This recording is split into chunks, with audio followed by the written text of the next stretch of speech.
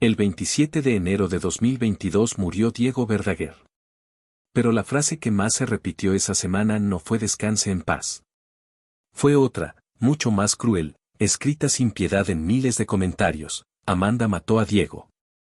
No como acusación de un tribunal, sino como sentencia pública, como esa forma de veneno digital que aparece cuando el dolor colectivo necesita encontrar un culpable con nombre y apellido.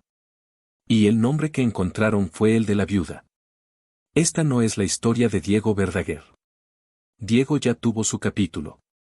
Esta es la historia de la mujer que estuvo a su lado durante 46 años, que renunció a su propia carrera para sostener la de él, que perdonó traiciones que hubieran roto a cualquiera, que sobrevivió a una guerra fría de casi 30 años con la hija mayor de su esposo, que perdió un hijo que nunca llegó a nacer, y que después de todo eso, todavía tuvo que cargar con la acusación más injusta de su vida: haber matado, sin querer, al hombre que amó desde los 18 años. Hoy vamos a contar la historia de Amanda Miguel. No como la esposa de. No como el personaje secundario de una biografía ajena. Como protagonista de su propia vida, con todo lo que eso implica, la ambición que tuvo que enterrar, las traiciones que decidió perdonar, la familia que tuvo que defender con uñas y dientes. Y la culpa injusta que el mundo entero le puso encima justo cuando más rota estaba. Vas a descubrir 4 cosas. Primero, quién era Amanda antes de convertirse en la mitad de un dúo, y que tuvo que sacrificar de su propio sueño para sostener la carrera de un hombre que ya llegaba con una vida entera detrás. Segundo, las traiciones que perdonó, incluida la sombra pública de Salma Hayek, y cómo convirtió esa herida en una de las canciones más escuchadas de su carrera. Tercero, la guerra silenciosa que sostuvo durante casi 3 décadas con Jimena, la hija mayor de Diego, y el hijo que ella misma perdió cuando el cuerpo ya no daba más tiempo. Y cuarto, cómo terminó siendo señalada como responsable de la muerte de su propio esposo, y que fue lo último que Diego le dijo antes de irse, una frase que no la consoló, la destruyó.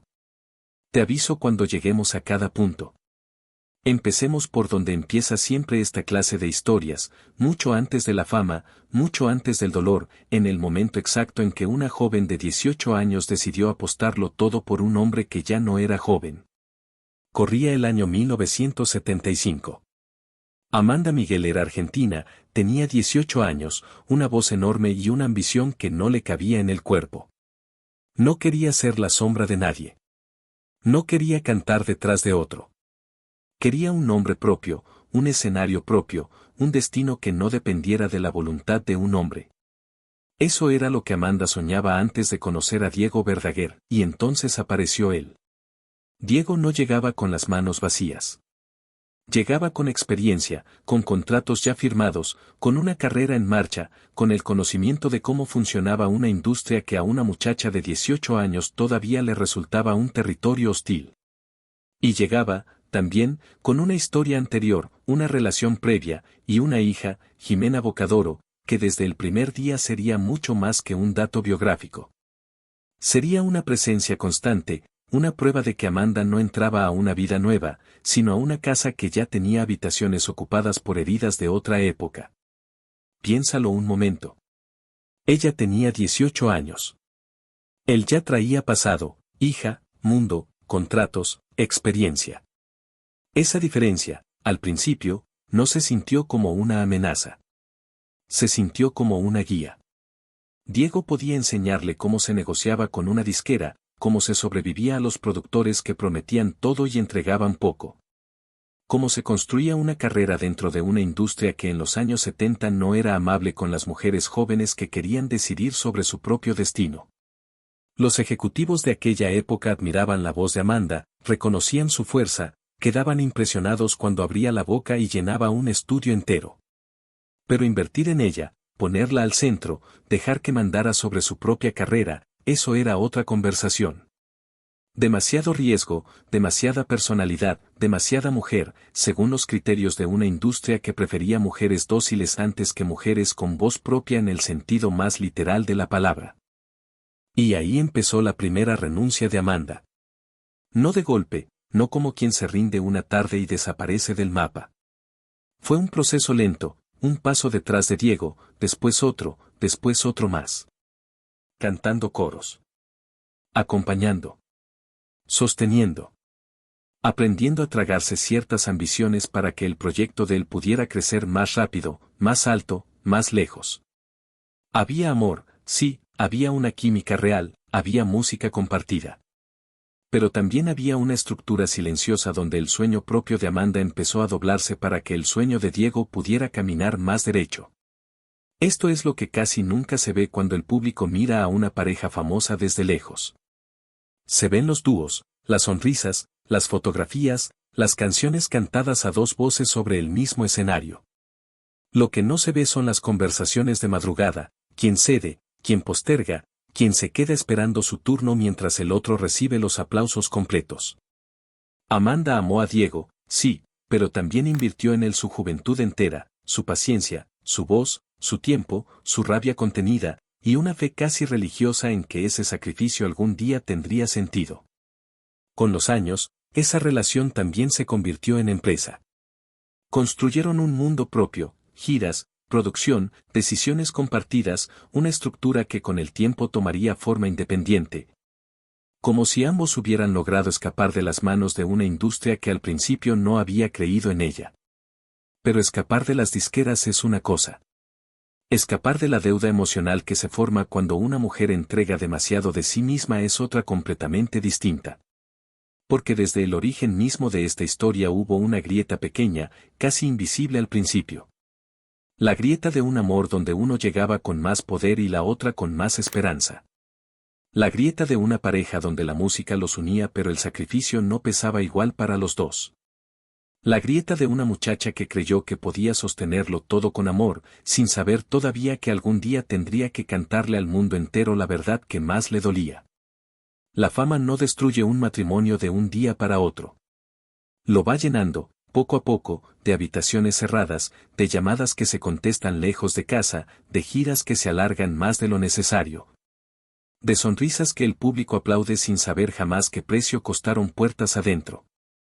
Y cuando Amanda Miguel empezó a entender eso con claridad, ya no era la muchacha de 18 años que había creído en Diego como se cree en una promesa sagrada. Ya era una mujer adulta que había entregado demasiado, su voz, su tiempo, su paciencia, su juventud, y sobre todo esa parte del alma que una mujer deja en manos de un hombre cuando decide quedarse a su lado para siempre. Diego Verdaguer cantaba al amor con una ternura capaz de derretir estadios enteros. Tenía esa mirada limpia frente a las cámaras, esa forma suave de hablar, esa imagen pública de esposo cómplice, de productor entregado, de artista completo. El público veía una pareja casi perfecta, Diego y Amanda, Amanda y Diego, dos nombres que parecían escritos para sonar siempre juntos, dos voces, una familia. Un proyecto convertido en leyenda romántica latinoamericana a base de discos, giras, entrevistas y canciones que millones de personas usaron para enamorarse, para llorar, para pedir perdón. Pero detrás de las luces había otra cosa. Y aquí empieza la primera gran herida de esta historia. Porque en los matrimonios famosos, la traición casi nunca llega sola. Llega protegida por asistentes, maquillada por representantes, enterrada bajo horarios de gira y disfrazada de simple rumor de espectáculo. Eso fue exactamente lo que empezó a rodear la vida privada de Amanda, no una sola prueba capaz de destruirlo todo de golpe, sino una acumulación lenta de sospechas, silencios, versiones cruzadas, miradas ajenas. Y esa sensación insoportable de que la persona que ama se ha vuelto experta en esconderte una parte de sí misma. Según distintas versiones que circularon durante años en programas de espectáculos y entrevistas, Diego no siempre fue el esposo intachable que el público imaginaba al verlo cantar sobre el amor eterno. Hubo infidelidades. Hubo coqueteos. Hubo episodios que Amanda tuvo que tragar con una dignidad que dolía más que cualquier escándalo público. Y entre todos esos episodios, uno quedó clavado como una espina permanente, el nombre de Salma Hayek. No fue, según se ha contado, una historia larga ni un romance prolongado en el tiempo. Pero a veces una traición no necesita durar años para destruir la confianza construida durante toda una vida. Bastó un beso, bastó una versión difundida públicamente, bastó que el nombre de otra mujer, joven, célebre, entrara en la intimidad de un matrimonio que ya cargaba demasiados silencios acumulados. Diego intentó restarle importancia al episodio. Llegó incluso a hablar de aquel momento con una frialdad casi burlona, como si reducir el hecho a una anécdota menor pudiera reducir también el tamaño del dolor de Amanda. Pero para ella no fue una broma ni un detalle sin importancia. Fue una humillación pública. Piénsalo un momento, una mujer que había retrocedido en su propia carrera para acompañarlo, que había cantado detrás de él cuando todavía luchaba por conseguir su propio lugar, que había construido junto a él una empresa. Una familia, una imagen impecable frente al mundo. Y de pronto tenía que escuchar a todo un país hablar de otra mujer. Tenía que soportar que su herida más privada se convirtiera en chisme de revista, que su rabia se transformara en entretenimiento de programa de espectáculos, mientras su dignidad debía mantenerse intacta frente a las cámaras. Entonces llegó la explosión. La escena que parece sacada de una película, pero que resume mejor que cualquier entrevista lo que ocurría puertas adentro de esa casa. Amanda, furiosa, herida, desbordada, tomó un objeto de barro y lo lanzó contra Diego. El golpe, el ruido seco, los fragmentos regados por el suelo. Ese barro roto era mucho más que una maceta destrozada. Era el matrimonio mismo hecho pedazos, algo que todavía podía recogerse, sí, algo que quizás podía volver a pegarse, pero nunca exactamente igual, nunca sin marcas visibles.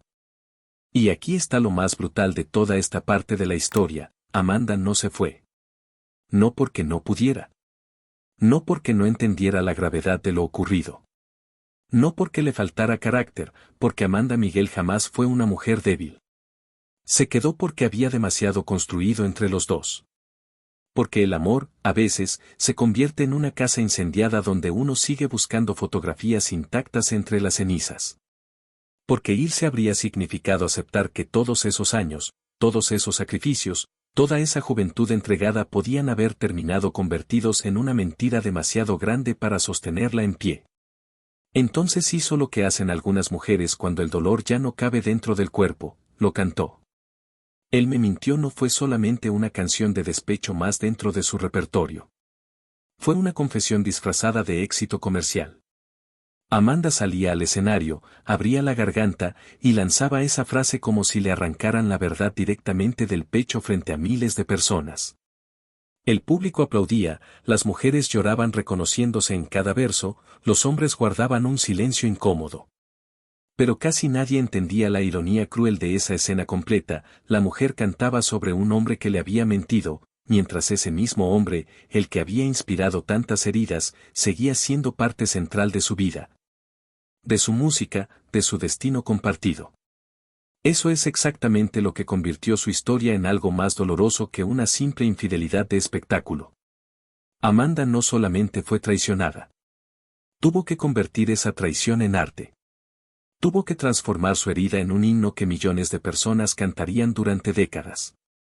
Tuvo que sonreír al terminar el concierto, después de haber cantado, en voz alta y frente a todos, lo que en privado la dejaba sin aire. El perdón llegó, pero no llegó como paz verdadera. Llegó como pacto. Llegó como cicatriz. Llegó como una decisión tomada con lágrimas ya secas y con el orgullo todavía intacto, porque algunas mentiras no terminan cuando se perdonan formalmente. Solamente aprenden a vivir escondidas debajo de la alfombra. Y en esa casa, debajo de la música que sonaba en cada disco, ya había demasiadas cosas escondidas esperando salir a la superficie tarde o temprano. La traición entre Diego y Amanda no se quedó encerrada en una sola canción de despecho. Eso habría sido demasiado simple para una historia que nunca fue simple. Porque cuando una herida no termina de cerrar del todo, empieza a buscar otros cuerpos donde seguir viviendo. Primero se instala en la pareja. Después se traslada a la casa entera. Después llega hasta los hijos. Y cuando una familia se construye durante años sobre una base de silencios acumulados, nadie sale completamente intacto del proceso, ni la esposa, ni la hija. Ni el hombre que intenta mantenerse en medio de dos mundos sin lograr salvar del todo a ninguno de los dos. Antes de Amanda, Diego ya tenía una hija, Jimena Bocadoro.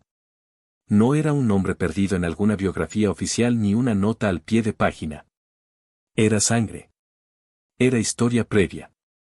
Era una niña que había crecido sabiendo que su padre pertenecía un poco a todos, a los escenarios, a las fans, a las entrevistas interminables, a los aplausos de miles de desconocidos. Pero nunca de manera completa a ella. Y cuando Amanda entró en la vida de Diego, no llegó a una casa vacía y neutral. Llegó a una historia que ya cargaba una herida abierta desde antes. Amanda ocupó el centro de esa nueva vida no solamente como esposa, sino como fuerza, como carácter, como una mujer que había sufrido, perdonado y defendido con uñas y dientes el mundo que había construido junto a Diego. Ella no era una figura decorativa dentro de esa familia. Era intensa, dominante en el mejor y en el peor sentido de la palabra, orgullosa, capaz de sostener un escenario entero con su voz y, al mismo tiempo, capaz de sostener una casa entera con pura voluntad. Pero esa misma fuerza que le permitió sobrevivir a tantas cosas también pudo convertirse, sin que ella lo buscara, en una muralla difícil de atravesar para Jimena. Durante años, según distintas versiones familiares y entrevistas concedidas por ambas partes con el tiempo, la relación entre Amanda Miguel y Jimena Bocadoro fue una guerra fría. No una guerra de gritos diarios ni de escándalos públicos en cada esquina, sino algo peor todavía, una tensión larga, silenciosa, acumulada durante décadas. Miradas que decían más que las palabras, distancias sostenidas en el tiempo, frases dichas a medias, ausencias que pesaban en cada reunión familiar, encuentros donde alguien siempre sentía que sobraba en la fotografía. Jimena llegó a expresar, en distintas ocasiones públicas, que sus parejas nunca parecían ser suficientes ante los ojos de Amanda, que existía una evaluación constante hacia ella. Una sensación permanente de no poder entrar del todo en ese núcleo familiar donde Ana Victoria, la hija de Amanda y Diego, representaba la familia oficial, la fotografía completa, la casa cerrada puertas adentro. Piénsalo un momento, una hija mirando desde la orilla la vida de su propio padre, viendo cómo otro hogar se convertía en el centro absoluto de todo, cómo otra mujer administraba los afectos, los horarios, las reglas y las puertas de esa casa. Y viendo también, al mismo tiempo, a Diego intentando compensar esa distancia como podía. Porque Diego amaba a Jimena, eso no puede borrarse de la historia. Según los testimonios que existen, fue un padre presente a su manera particular, un abuelo cariñoso con sus nietos, un hombre que intentaba acercarse, reparar. Entregar cariño donde antes había faltado estructura y presencia constante.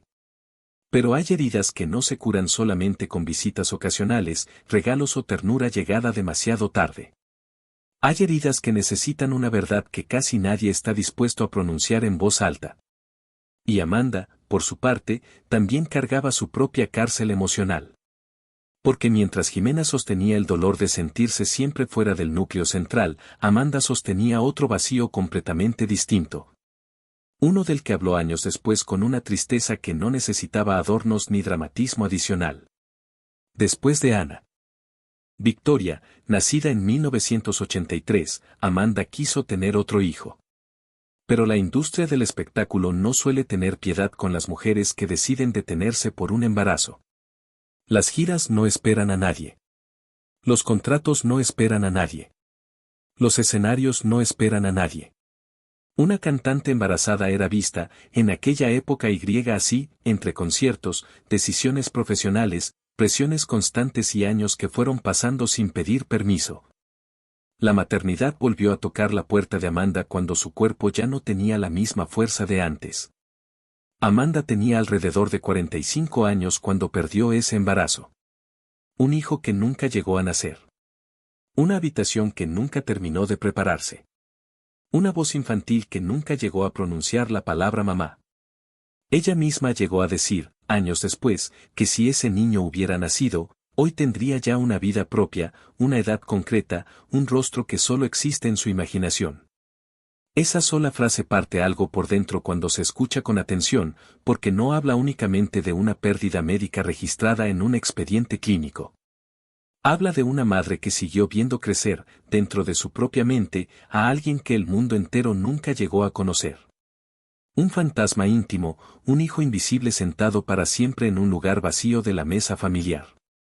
Y ahí, en ese punto exacto, todo se vuelve más claro y también más triste. Amanda defendió su familia con tanta dureza, durante tantos años. precisamente porque también estaba defendiendo lo único que le quedaba después de tantas pérdidas acumuladas. Había perdonado infidelidades. Había sostenido la carrera completa de otro ser humano sacrificando la propia. Había soportado, en silencio público, la sombra constante de otras mujeres. Había vivido 3 décadas de distancia tensa con Jimena. Y después había perdido al hijo que quizás habría cambiado por completo el equilibrio de toda esa casa. Tal vez por eso apretó más fuerte con el paso de los años. Tal vez por eso controló más de lo que hubiera querido admitir. Tal vez por eso cualquier amenaza percibida hacia su familia se sentía, en el fondo, como una nueva forma de despojo sobre algo que ya le había costado demasiado construir. Diego estaba en el centro exacto de todo ese mapa emocional. Amado por ambas mujeres de su vida. Reclamado por ambas. Necesitado por ambas. Pero nunca logró, ni siquiera al final de su vida, ordenar completamente ese territorio de heridas cruzadas. Fue esposo, fue padre, fue abuelo, fue productor, fue artista completo frente al público.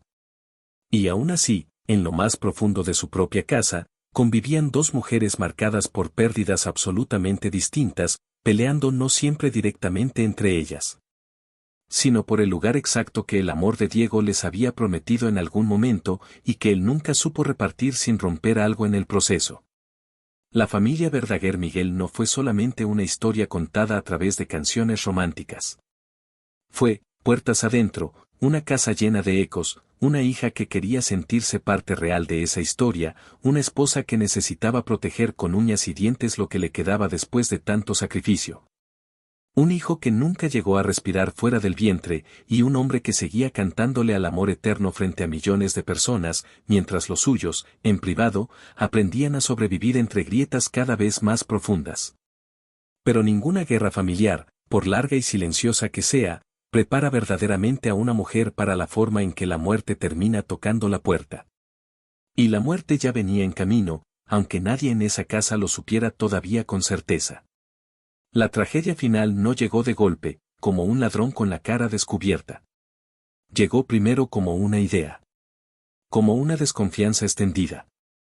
Como una forma particular de mirar el mundo y creer que detrás de cada médico, de cada vacuna, de cada norma sanitaria, podía existir una mano oscura intentando controlar algo mucho más grande que un simple cuerpo humano.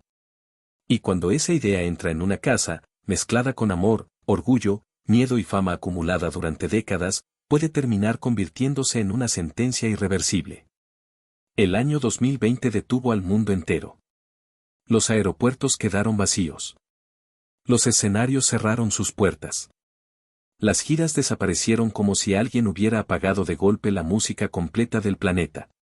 Diego Verdaguer y Amanda Miguel, que durante décadas habían vivido entre vuelos, camerinos, aplausos y habitaciones de hotel, quedaron de pronto frente a una amenaza que no respetaba discos de oro.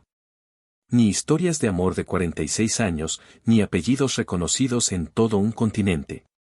El virus no preguntaba quién eras antes de entrar en tu cuerpo. Simplemente entraba, respiraba contigo y esperaba su momento, como un problema logístico, como una pausa costosa, como un riesgo comercial innecesario. Ahí empezó la parte más amarga de toda esta historia. Según reportes y publicaciones de aquellos años, Diego hizo comentarios públicos que generaron polémica sobre la pandemia, hablando de manipulación, de fuerzas ocultas, de un mundo que parecía querer someter a la gente mediante el miedo colectivo. Amanda, por su parte, también expresó en sus propias redes sociales cierta desconfianza hacia las vacunas y hacia algunas de las medidas sanitarias vigentes en ese momento. No eran los únicos, por supuesto. Millones de personas alrededor del mundo compartían ese mismo temor, esa misma duda.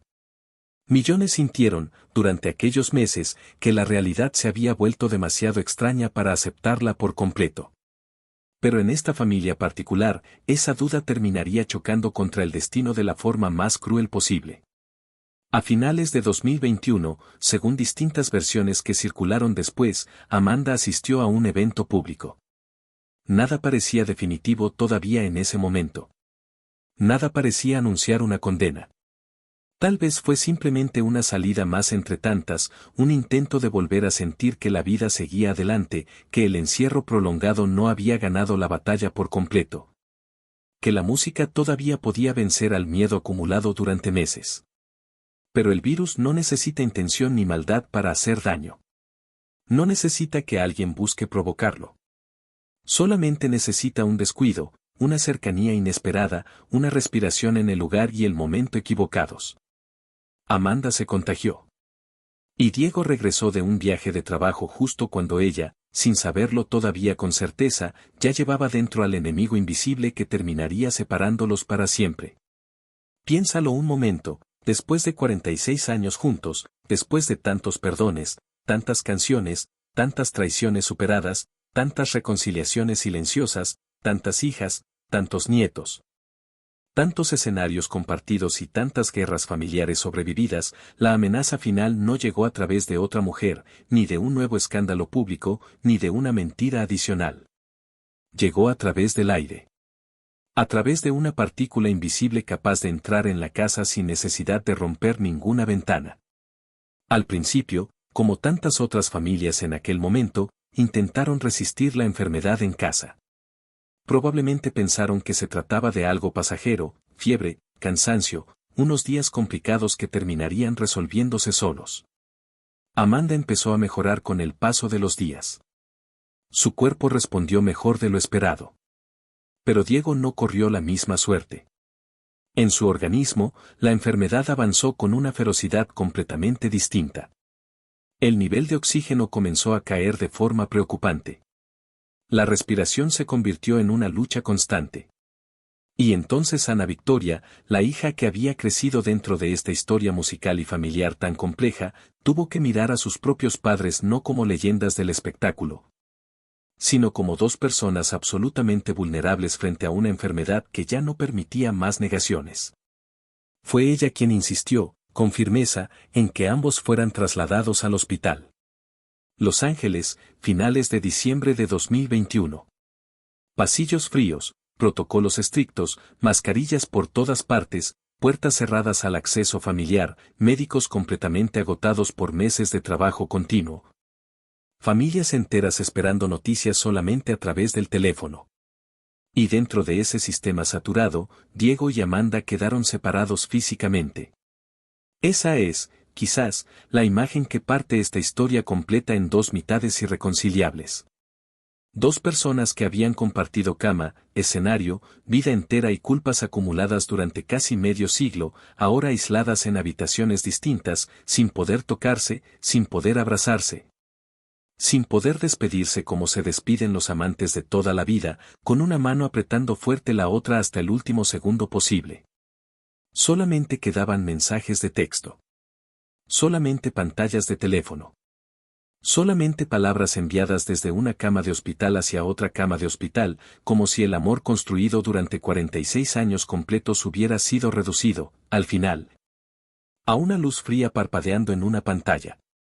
Amanda sintió después, y lo expresó públicamente en distintas ocasiones, que el sistema hospitalario no había hecho absolutamente todo lo necesario para salvar a Diego, que las fechas cercanas a las fiestas de fin de año, la falta puntual de especialistas disponibles, la saturación generalizada del sistema de salud, todo pareció conspirar en contra de su esposo en el peor momento posible. Quizás era dolor puro. Quizás era rabia acumulada. Quizás era simplemente esa necesidad profundamente humana de encontrar una puerta de salida donde en realidad solo existe una pared inmóvil. Porque aceptar que alguien se va sin que nadie pueda hacer absolutamente nada para evitarlo resulta demasiado brutal de asimilar de golpe. Diego todavía intentó trabajar desde la cama del hospital, como si seguir produciendo, seguir escribiendo, seguir activo de alguna manera, pudiera demostrarle al mundo, y quizás a sí mismo, que la muerte no estaba tan cerca como parecía.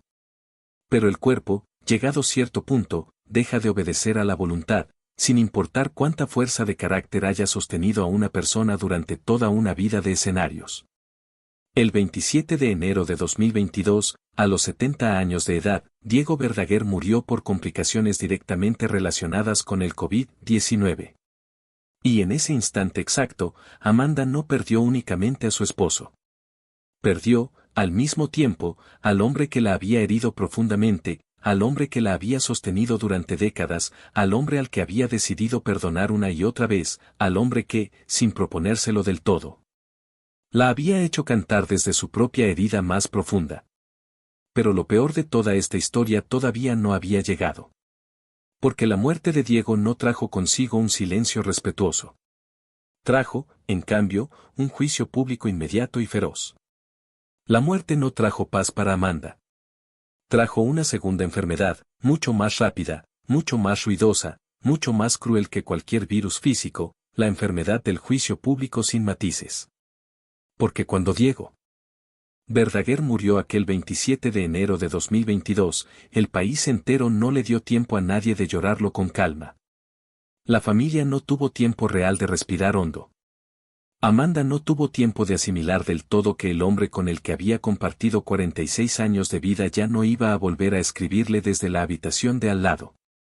Apenas habían pasado unos pocos días cuando una sola pregunta empezó a circular como una navaja afilada por todas las redes sociales: ¿Diego estaba vacunado o no? Una pregunta aparentemente simple, pero detrás de ella no había medicina ni evidencia clínica pura. Había culpa acumulada, había política, había rencores familiares antiguos saliendo finalmente a la superficie, había una familia completa partida en dos versiones distintas de la misma tragedia compartida. Y cuando una familia famosa se fractura frente a millones de espectadores, el público casi nunca responde con compasión genuina. Responde exigiendo sangre, exigiendo un culpable concreto al que señalar. Jimena Bocadoro, la hija mayor de Diego, habló públicamente al respecto. Según sus propias declaraciones, su padre no se encontraba vacunado al momento de contagiarse. Lo dijo con una claridad que golpeó directamente la mesa todavía tibia del duelo familiar. No lo dijo como una persona ajena a la historia. Lo dijo como hija, como esa hija que durante décadas había sentido que una parte importante de la historia familiar se contaba sin incluirla del todo. Que las decisiones centrales de esa familia ocurrían siempre dentro de otro círculo, bajo otra autoridad emocional distinta a la suya. Para Jimena, hablar en ese momento también significaba, de alguna manera, reclamar finalmente un lugar propio dentro de la narrativa familiar, decir, en esencia, yo también soy su hija. Yo también tengo derecho a nombrar la verdad completa sobre mi padre. Pero del otro lado de esa disputa pública estaba Ana Victoria, la hija de Amanda y Diego, la hija criada dentro del núcleo oficial de la familia. La que se encontraba físicamente más cerca de esa casa que todavía olía a hospital reciente. Y desde ese lado se sostuvo una versión completamente distinta, que Diego sí estaba vacunado, que existía certificado que lo comprobaba.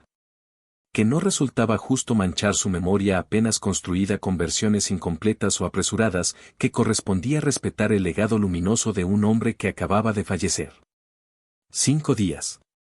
Guarda ese número exacto en la memoria, porque resume perfectamente la crueldad de todo este episodio.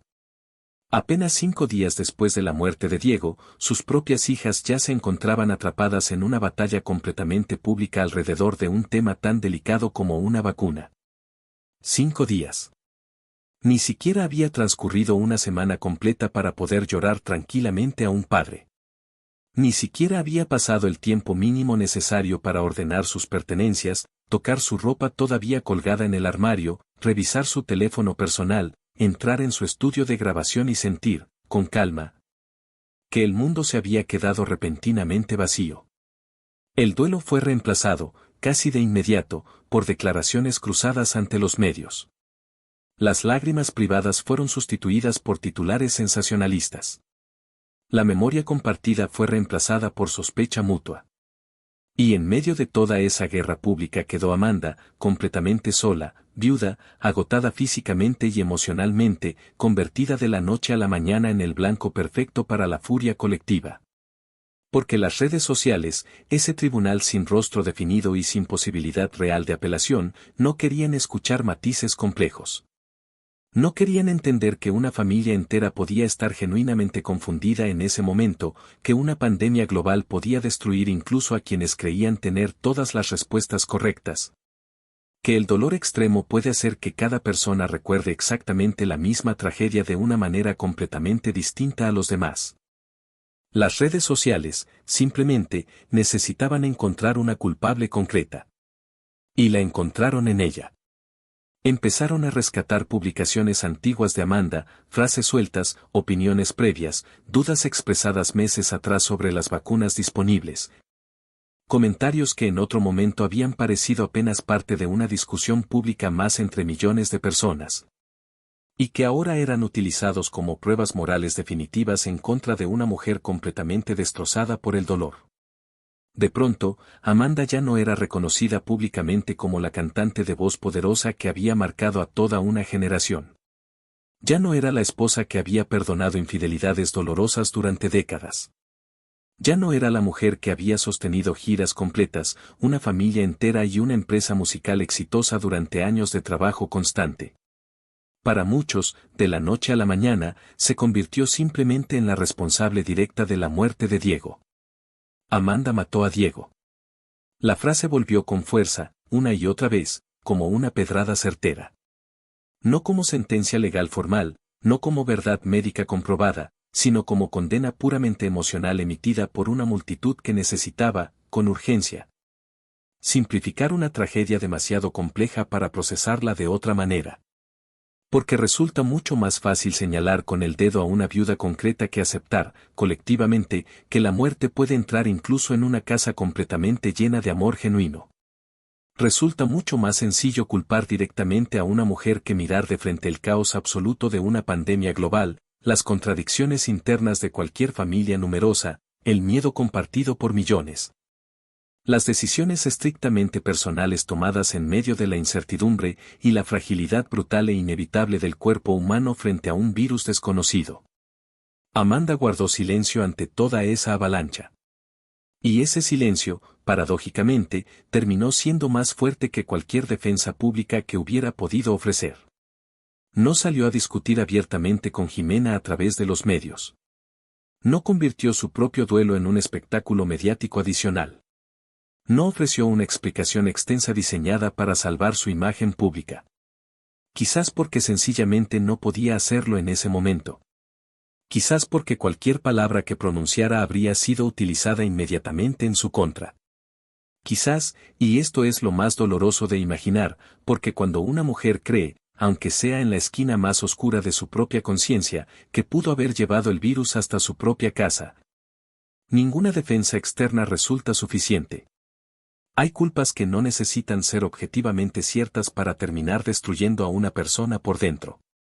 Basta simplemente con que la visiten cada noche, en la oscuridad, sin testigos. Imagínala durante esos días exactos. Sin Diego a su lado por primera vez en 46 años. Con el teléfono completamente saturado de mensajes. Con titulares hablando constantemente de vacunas, de hijas enfrentadas, de versiones contradictorias, de certificados médicos, de acusaciones cruzadas. Con el mundo entero opinando libremente sobre el cadáver emocional de su propio matrimonio. La misma mujer que había logrado sobrevivir a traiciones profundas, a guerras familiares silenciosas durante décadas, a la pérdida devastadora de un hijo que nunca llegó a nacer. Ahora tenía que sobrevivir, además, a algo todavía más cruel, que el amor de toda su vida muriera, y que una parte considerable del público la mirara como si ella misma hubiera empujado, con sus propias manos, la puerta final de la muerte. Y ahí se repitió, una vez más, el mismo ciclo doloroso de siempre. Otra vez la familia completa dividida públicamente. Otra vez Amanda ubicada exactamente en el centro de la tormenta mediática. Otra vez una herida absolutamente privada convertida en espectáculo de consumo masivo.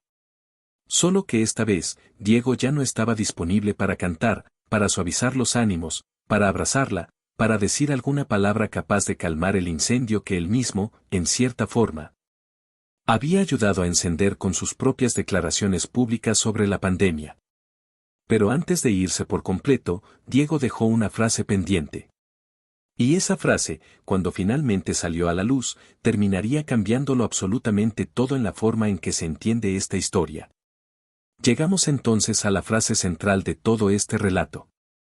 La que no cura ninguna herida anterior, pero sí termina de explicarlo prácticamente todo lo demás. La que no borra una infidelidad pasada, no devuelve a la vida a un hijo perdido, no repara 30 años completos de guerra fría familiar, no limpia la culpa injusta relacionada con el COVID. No devuelve el oxígeno que se fue apagando lentamente en una cama de hospital ajena. Pero sí explica, con una claridad devastadora, por qué Amanda Miguel, después de tanto dolor acumulado, después de tantas humillaciones públicas y privadas, después de tantas noches enteras tragándose el orgullo en silencio, nunca terminó de irse definitivamente de esa relación. Porque a lo largo de toda esta historia existe una pregunta que se repite constantemente, como un golpe insistente en la puerta: ¿por qué se quedó? ¿Por qué una mujer con esa voz, con ese carácter tan fuerte, con esa capacidad demostrada de sobrevivir a cualquier cosa, eligió permanecer al lado de un hombre que la había herido tantas veces a lo largo de los años? ¿Por qué perdonó una y otra vez? ¿Por qué prefirió cantar la mentira en un escenario antes que simplemente abandonarla en privado? ¿Por qué defendió con tanta fuerza una familia donde no siempre se sintió completamente amada por todos sus integrantes, donde no siempre fue comprendida del todo, donde su propio nombre terminó convertido, al final, en blanco directo de odio colectivo justo cuando Diego murió? La respuesta no está contenida en una entrevista extensa. No está en ningún comunicado oficial frío y calculado. No está en una explicación perfectamente construida para la opinión pública. Está, en cambio, en un mensaje. Un mensaje breve, público, casi íntimo a pesar de haberse compartido abiertamente, escrito por Diego antes de que la enfermedad terminara de empujarlo hacia ese silencio definitivo del que ya nunca regresaría.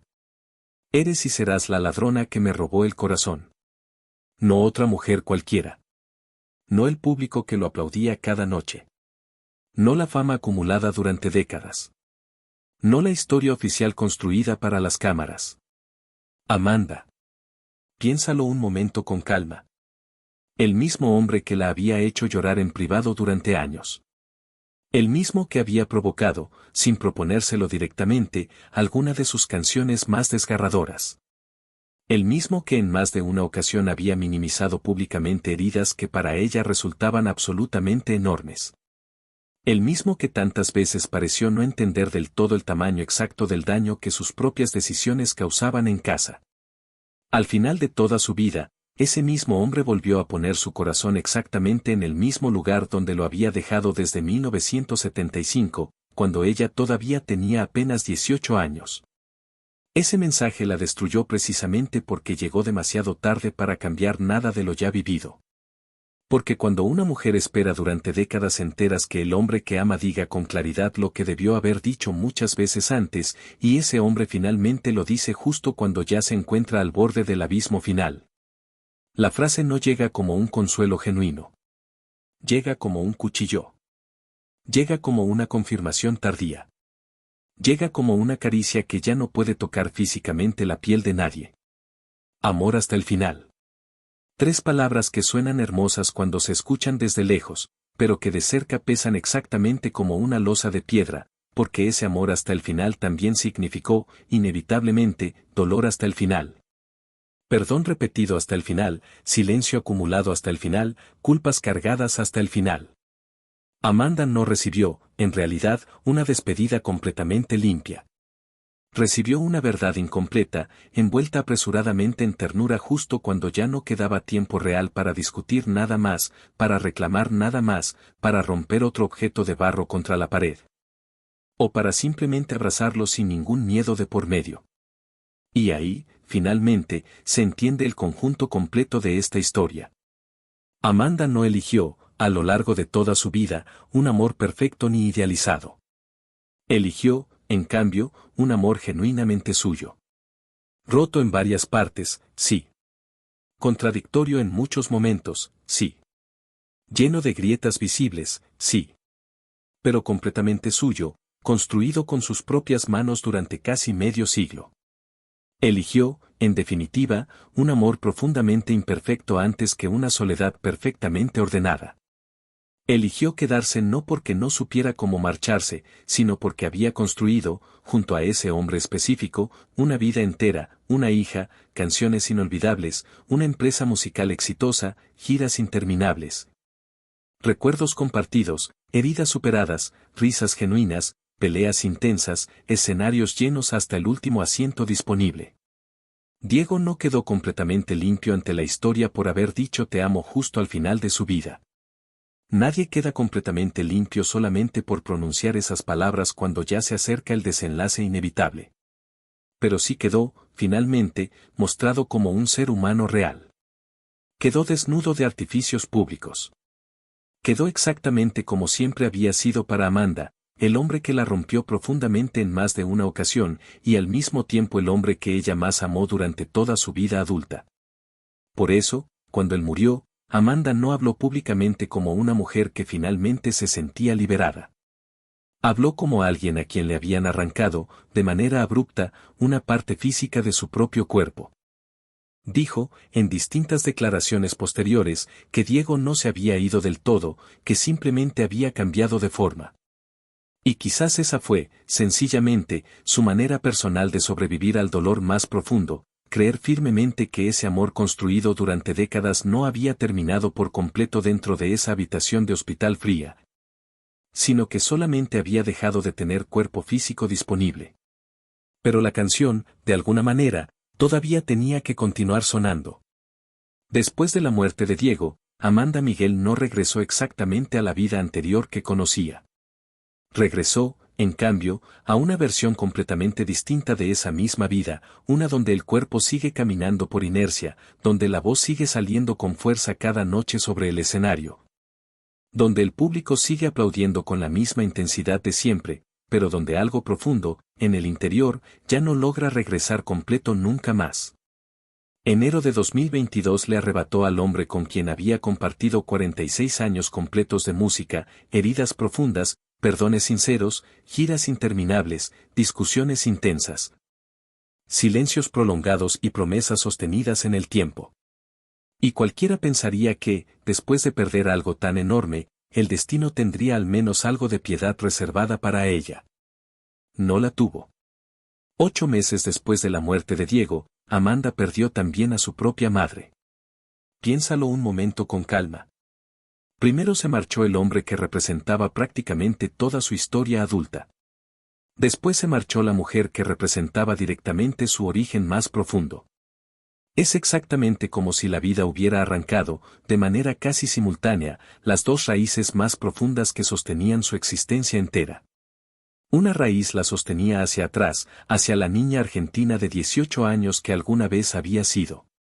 La otra raíz la sostenía hacia adelante, hacia la mujer adulta que había decidido, contra todo pronóstico, quedarse al lado de Diego durante toda una vida. Y de pronto, Amanda quedó ubicada exactamente en medio de ese vacío doble, con una hija, un nieto pequeño, una carrera musical todavía activa, una casa completa llena de recuerdos compartidos. Y una pregunta imposible de responder para cualquiera: ¿cómo se sigue cantando, noche tras noche, cuando ya no está presente la persona exacta para la que originalmente se cantaba cada canción? La canción, de alguna manera, tenía que seguir sonando. Pero ahora lo hacía desde una viudez que no se parecía absolutamente en nada a ninguna de las canciones románticas que ella misma había interpretado durante toda su carrera. Amanda continuó subiendo a los escenarios en los meses y años siguientes. No porque el dolor hubiera desaparecido con el tiempo. No porque hubiera logrado superar por completo una pérdida de esa magnitud. Nadie supera realmente un amor construido durante 46 años continuos de vida compartida. Simplemente se aprende, poco a poco, a respirar alrededor de esa ausencia permanente. Se aprende a preparar una maleta de viaje sin escuchar la otra voz familiar en la habitación de al lado. Se aprende a mirar el micrófono sobre el escenario y ya no buscar instintivamente a Diego detrás de las cámaras. Se aprende a escuchar al público completo gritando el nombre de Diego durante los conciertos y aún así lograr sonreír, aunque algo profundo vuelva a romperse ligeramente cada vez que eso ocurre. Y entonces llegó otra pérdida adicional, completamente inesperada. Enero de 2025, California, la zona de Altadena. Fuego. Otra vez fuego devastador. Las llamas avanzaron rápidamente por las colinas circundantes, como si el mundo entero quisiera borrar de golpe lo poco que todavía le quedaba a Amanda de una vida ya suficientemente castigada por las circunstancias. Amanda tuvo que evacuar de emergencia junto a Ana Victoria y junto a Luca, su nieto pequeño, ese niño que todavía no lograba comprender del todo que existen incendios capaces de quemar casas físicas. Y otros incendios distintos, mucho más silenciosos, capaces de quemar generaciones enteras de una misma familia. La casa se perdió por completo en ese incendio. Los recuerdos físicos quedaron atrapados entre el humo espeso, la ceniza acumulada, las ruinas visibles y el sonido constante de las sirenas de emergencia. Y lo más cruel de toda esta situación adicional es que no se trataba, en realidad, de la primera vez que algo así le ocurría.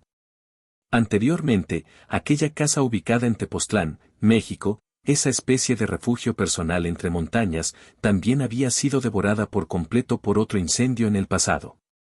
2 casas completas, 2 incendios distintos, 2 ocasiones diferentes en las que tuvo que empezar prácticamente desde cero material. Hay personas que pierden simplemente un techo físico y sienten que han perdido el mundo entero de golpe. Amanda perdió 2 techos completos después de haber perdido a Diego. Después de haber perdido también a su propia madre. Después de haber sido juzgada públicamente, sin piedad alguna, por una multitud enorme que jamás durmió una sola noche en su cama, ni cargó jamás con una fracción mínima de su culpa real o imaginaria. Y aún así, Amanda no desapareció de los escenarios. Ahí está, precisamente, lo que hace verdaderamente distinta a esta historia particular dentro del panorama del espectáculo latinoamericano. No es la mentira ocasional. No es la infidelidad puntual ya superada. No es el escándalo mediático relacionado con las vacunas y la disputa entre hermanas. No es tampoco la frase final que Diego le dedicó antes de morir.